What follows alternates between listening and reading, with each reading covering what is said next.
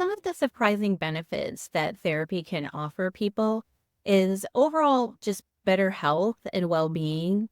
Sometimes we will be a little bit more productive than we normally were, increasing our self-esteem and just developing overall better, healthier habits and lifestyles, which also improve our mental function. Therapy services can be very empowering because it fosters resilience and it increases our self-awareness. We recognize our emotions a little bit better and how they influence our actions and our interactions with others. Therapy can improve self-regulation and learning to manage our emotions better and in a more healthy way, and helps us adapt to different circumstances and how things kind of change. Therapy can strengthen our social skills, which also has to do with our friendships, our relationships with coworkers, and helping us have effective communication, which also can be very beneficial, not only on a personal level, but also on a professional level. Therapy also just helps us further our overall growth and development and helps us to figure out how to deal with things when life doesn't necessarily always go the way we expect it to go. There is still a stigma when it comes to mental health services, for sure.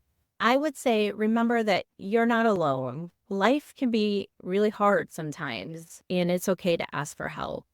Our mental health is also it's a part of our overall health care, and anybody can benefit from therapy services. Seeking mental health services, it's not a negative reflection of your character or who you are as a person. Finding the right therapist is definitely going to be the success of the therapy process. So if we can think ahead at what goals you possibly will have for therapy, just going into it knowing what it is that you want to work on and what are the areas of concern. When you usually do an intake with an agency, they can let you know who they have that's in their office that specializes in what it is that you're coming to therapy services for. Being able to recognize too if you have preferences. Some people really love telehealth because of the convenience, and other people would rather come in person. So knowing that ahead of time, whether you have a preference for a male or a female provider, and what is going to make you feel most comfortable in your healing journey. Getting referrals from a friend or a colleague or maybe a doctor that you trust. Word of mouth is always a great way to find somebody that might be able to help you. Exploring an agency's website to review the different bios on the website of the different providers can also be very helpful and get more information about the individual providers.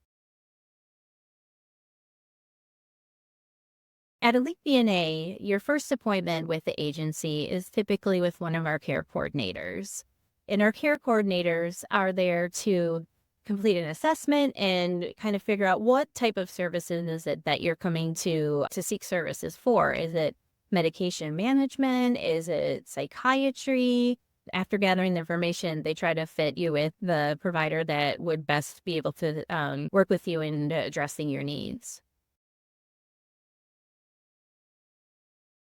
I feel like technology has really helped us get through the pandemic of COVID. Telehealth therapy really wasn't as popular as it was before COVID started, which, it was a little bit of a transition for a lot of people, but I really feel like teletherapy has been able to reach more people into getting mental health services.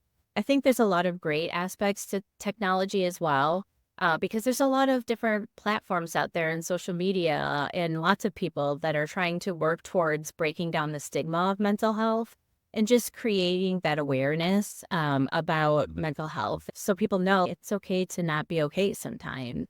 Technology also has a lot of other great qualities, everything from being able to use journal applications, mood logs that are all on an app on your phone now. A lot of the emergency services or 24-hour helplines also do texting now instead of having to call because sometimes people will feel more comfortable with text messaging versus actually calling somebody.